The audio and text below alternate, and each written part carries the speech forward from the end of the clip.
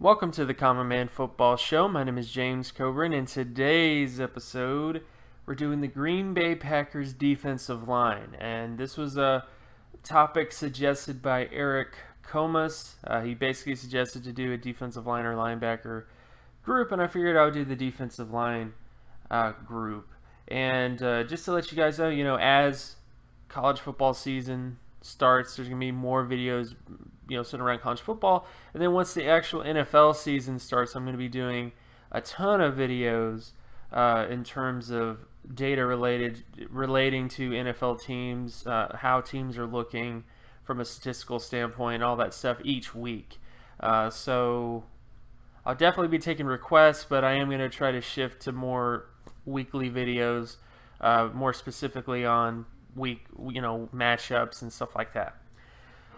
So with the Packers defensive line group, I think the biggest thing I can say is that there is a lot of talent here. They have a particular type of defensive lineman that they go after, that they like, and I'll kind of show you what the trends are at that position. But yeah, we're going to look at pretty much everybody from Mike Daniels to, of course, Kenny Clark, the Christian Ringo, and of course some of the backups that they have there as well, and the rookie Montravious Adams, because I do know that some of you guys are probably interested in him as well. So we're going to get into all that stuff, and any of the terms I discuss today, if you're not familiar with the terms like market share data or athleticism data, just check the description box. I leave the terms and definitions there. So if you aren't familiar with any of those terms, just go there, and I think it should make plenty of sense. I mean, it's terms and definitions. If you still have questions about the stuff that I do, just leave a comment below, and I'll definitely answer that question to the best of my ability. So starting with the Packers defensive line, looking at Mike Daniels. This is Mike Daniels when it comes to his production at the college level. He had a 79.81 solo tackle market share score, a 99.57 sack market share score, and a 95.96 tackle for loss market share score. So when it comes to Mike Daniels coming out of college, he pretty much hit every single metric indicative of a multiple Pro Bowl defensive tackle prospect, with two aspects of sack and TFL market share which were elite. He had elite sack market share production, elite tackle for loss market share production. And again, the only area where he kind of fell short with the minimum thresholds was with solo tackle market share. But I do think that this is a very strong overall profile when it comes to overall production for a guy like him. And then when you get to his athleticism score, he had a 99.46 explosive lower body strength score and an 88.91 speed score. I don't have any flexibility testing for him like short shoulder / three cone, so I can't really speak on that. But what I can say is, as you can see, is that he pretty much hits the minimum threshold for explosiveness and speed for multiple All-Pro and multiple Pro Bowl type defensive tackles. So in many ways, Mike Daniels coming out of college had the profile of a multiple Pro Bowl to multiple All-Pro potential outlier coming out of college, because even though he didn't hit the solo tackle market share data threshold that he probably should have, the minimum threshold for multiple All-Pro defensive tackles, he still had enough positives. Like he had, he's super athletic, super high sack market share, TFL market share, that he is someone that I would have considered to be a Pro Bowler with some All-Pro outlier upside. A guy that he may not become a multiple All-Pro type, more so a Pro Bowl type, but there's still enough positives in the direction that he could end up being an outlier because of just so many good things about him. So that's the basic sort of points about Mike Daniels. And when you actually get to his NFL production, he's pretty much done pretty well in everything except for pass deflection market share. He has above average solo tackle market share, above average sack market share in every single year from 2014 to 2016. But the only area where he kind of fell down a little bit is in terms of pass deflection market share. And again, I've been thinking about dropping pass deflection market share, but I just keep it because to me, pass deflection market share does say a lot about your ability to create dead plays. When a defensive tackle swats a ball down, that's a dead play. That ends the offensive play. So I just kind of added in there just to get overall impact. And some of this may be because he's 6'1", maybe not 6'1". I think he's like 6 foot to 6'1" ish. But he's not the biggest, he's not the tallest defensive tackle. So that might actually be the advantage that tall defensive linemen have, is the ability to swat the ball more consistently. And I haven't done a study on that yet, but that's the only thing to nitpick McDaniels when it comes to his production. He's been really productive in terms of solo tackle market share and sack market share. It's just his pass deflection market share has been a little That's the only sort of issue that I see with Mike Daniels. Then we get to Kenny Clark. Kenny Clark from UCLA, of course. In terms of production, he pretty much hit every single threshold you're looking for. When it comes to, he had 95.64 solo tackle market share, 84.17 sack market share, and 82.15 tackle for loss market share. And as you can see with the minimum thresholds, he pretty much hits every single threshold that you could imagine, from all-pro potential to Pro Bowl potential based on his production data. So he passes everything in terms of production data. Then you get to his athleticism data. He had a 59.49 explosive lower body strength score, a 79.11 speed score, and a 73.07 flexibility score. So here again, he pretty much hits every single athleticism data score point, with the exception of all-pro potential. 100% of multiple all-pro defensive tackles since 1999 had at least a 66.96 explosive lower body strength score. Kenny Clark only has a 59.49. But again, I would still consider Kenny Clark to be a potential outlier candidate, just because of the fact that he had such high production across the board, good overall athleticism traits on top of that. So I think that this is a positive. Like, to me, he has Pro Bowl potential. Like, that's the safe bet, is Pro Bowl potential. But you definitely can see where he could develop into something even better because of his overall package of traits, I guess, when it comes to his data. So he's someone that I hope emerges this year and takes another step, because I do think he's someone that can be a great contributor, has the athleticism traits you're looking for on top of the production traits that you're looking for a high-quality NFL defensive tackle. Despite his production, which, as you can see here, he pretty much had below average production, but a lot of that was because he just wasn't being used as much in that particular year. Then we get to Christian Ringo. He is, at least what I see listed as Our Lance has him as a starting nose tackle. He has in terms of his production, Christian Ringo's production, he had an 80.23 solo tackle market share score, 97.66 sack market share score, and a 98.30 tackle for loss market share score. So in many ways, he's kind of Mike Daniels' clone. Like, this seems to be the production profile that there's kind of a pattern here. They're going for defensive tackles who have high solo tackle market share, high sack market share, and high TFL market share.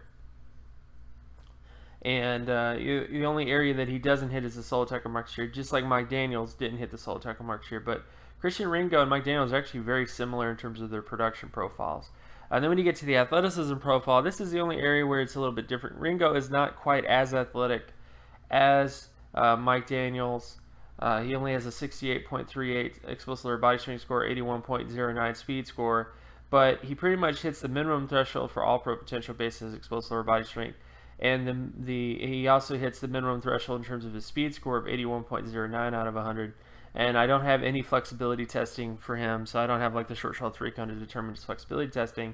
But overall, this is a guy who's eerily similar to Mike Daniels, including the missing data as well, because Mike Daniels also did not have flexibility testing that was available that I could find anyways, whether pro day or combine. So, but yeah, Ringo is definitely kind of a clone of Mike Daniels, with the exception of just not being as explosive or as fast as Mike Daniels is, but he's still pretty decent on his own. So I don't think this is a negative at all. I think Christian Ringo, based on his overall profile, is someone who could become a long-term starter, and is someone who also has the athletic upside to possibly be a high-quality player as well. So he's a pretty solid overall defensive tackle prospect based on his data traits. Then we get into a couple backups here. Dean Lowry, based on his athleticism traits, he had a 75.7 solo tackle market share. Well, not solo tackle, but athleticism traits. He has 75.17 explosive lower body strength score, 84.7 speed score, and a 93.7 flexibility score. Based on this data, he pretty much hits every single threshold you're looking for when it comes to a multiple all-pro type based on his athleticism testing. But his production data is where things kind of fall apart. Only had a 65.25 solo tackle market share score, 18.81 sack market share score, and 58.83 tackle for loss market share score. So his sack market share score is the only area where it is of concern. He pretty much hits the TFL market share score that he needs to hit, and he also hits. He doesn't really hit the solo tackle market share score for high quality defensive tackle types, but it's not a bad overall profile. It's just his production is a little bit off. It's more off than the other defensive tackles that I showed you before. So I don't think Dean Lowry, based on his production data, is someone that is going to challenge for starting at any point in his career. But I do think that he's someone who's good depth because of his athleticism traits that I already mentioned, and because he does do certain things well, but doesn't do everything exceptionally well across the board when it comes to his production data. Then we get to Ricky Jean-Francois. He's a guy who's been in the NFL for a while, which is surprising considering his overall profile when it comes to his production. He had a 24.12 solo tackle market share score, 36.66 sack market share score, and a 45.38 tackle for loss market share score. Based on this data, he pretty much does not hit the minimum threshold for all pro or Pro Bowl potential, with the exception of his sack market share being the only thing that actually hits Pro Bowl potential based on his production profile. And his athleticism data doesn't make things look any better either. Had a 3.75 explosive lower body strength score, 27.62 speed score, and a 20.02 flexibility score. And based on that data, he pretty much doesn't hit the All-Pro, the minimum threshold for All-Pro potential or the minimum thresholds for Pro Bowl potential. And when you actually get to Francois' NFL production, he's pretty much been below average to average for most of his career in the NFL. He's had a couple years where he was a little bit above average, but his production really has been top 50 to top 60 overall impact. So he's not been somebody who's been exceptionally impactful, but he's just someone who, to me, is just kind of a depth guy, and that's really about it. That's really what you should expect from Ricky Jean-Francois. It's just a guy who's kind of a depth option. Then we get to the rookie, Montravious Adams. And this is a guy that I already covered with the Green Bay Packers, the Packers draft review. And with him, I had a 70.46 solo tackle market share score, a 78.12 sack market share score, and a 62.04 tackle for loss market share score. Again, based on his data profile, he pretty much hits every single threshold indicative of a high-quality NFL player, with the exception of his solo tackle market share that does not hit the minimum threshold for Pro Bowl or the minimum threshold for All-Pro potential. But he is close. He's pretty close to the Pro Bowl potential. So from that kind of perspective, I would say that he's within the margin of error to consider as a potential Pro Bowl candidate because of that. And then when you get to his athleticism data, he had a 56.27 explosive lower body strength score, a 93.14 speed score, and a 56.39 flexibility score. Which, based on just looking at everything across the board, he pretty much hits the minimum threshold for Pro Bowl potential, but not All Pro potential because his explosive lower body strength score does not hit 66.96 or higher when it comes to his explosive lower body strength. But he pretty much has a Pro Bowl potential sort of profile, with speed being his main trait. That's like his best trait when it comes to his athleticism profile, is speed for his size, which is evident on anybody who's seen Montravious Adams on film. He's one of those guys who, when he gets out in space, when he gets out in the open, he's very fast. He moves very quickly for a man his size, and that's pretty much the biggest sort of thing that he brings to the table. And I would not be surprised if he ends up being, a long-term starter or even a Pro Bowl player if the Green Bay Packers can develop him the way that they need to develop him. So with all that out of the way, I pretty much covered all the sort of guys for the Green Bay Packers in terms of their profiles and their overall stuff. I would say that this is a very underrated defensive tackle group. I think you have plenty of athletes. You have plenty of guys who have the prerequisite athleticism to put in high quality NFL play. You have a lot of guys that have a lot of production. Guys like Mike Daniels, guys like Kenny Clark, Christian Ringo. So you they're going after defensive tackles who put up good production, with the exception of a couple guys like Jean-Francois, who is more of a depth backup type, but you're not expecting him to be a starter. So he's just, I mean, I wouldn't criticize him being on the roster that much, because I think it's pretty clear what his role is and what they expect of him. You know, they're not expecting him to become a long-term starter, they're just expecting him to be kind of a depth guy.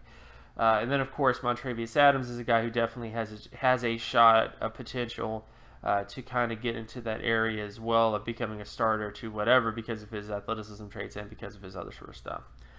So yeah, it's a pretty decent group of defensive tackles, and I'm going to be very excited to see, you know, how they develop and what happens with them, and what happens with Kenny Clark, and what happens with Mon Adams, and even Christian Ringo. I'm still kind of interested with him, because he's someone that, based on the film I saw of him in the draft class that he was in, I was kind of a big fan of him, but he played at a smaller school, so I was unsure of you know, what was going to happen to him.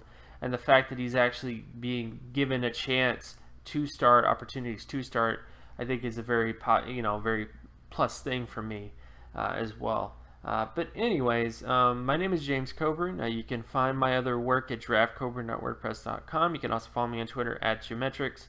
And if you like this content and you want more content like this, be sure to leave a like and subscribe.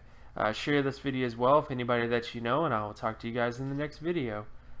Peace.